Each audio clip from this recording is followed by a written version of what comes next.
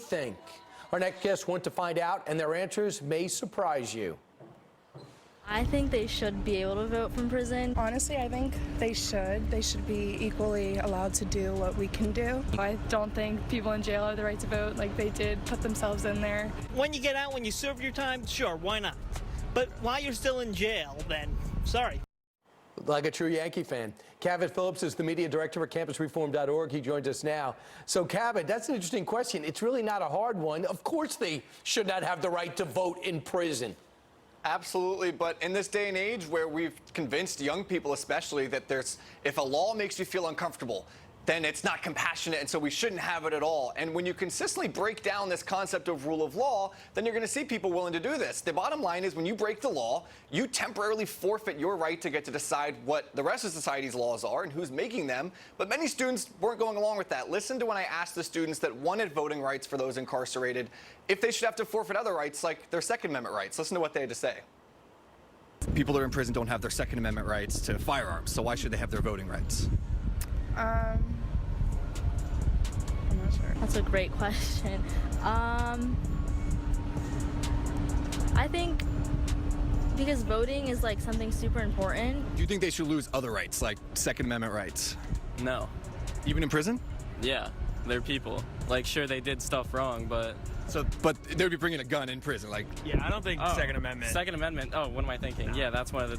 Yeah, forget that.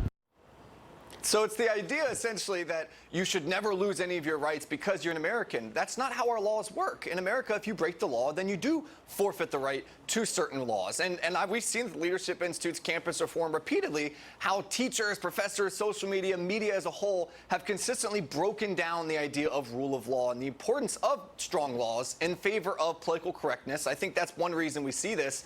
And just by this same logic, there's a prison in Louisiana that has 7,000 inmates. The town the prison in has 10,000 citizens. So should those 7,000 people have a say in who's the sheriff of that small town there? I think most Americans can look at the logic of that and realize it's flawed. But when you're convinced that you should only follow laws that make you feel good, then you're going to be more likely to ignore rule of law and ignore sound logic.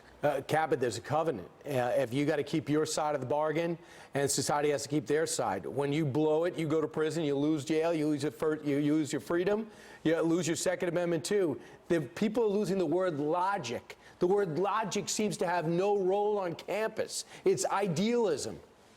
And many of the students, too, it is about the social pressure. If you come out in support of strong laws, not just on these prison voting laws, but you see the same thing with immigration.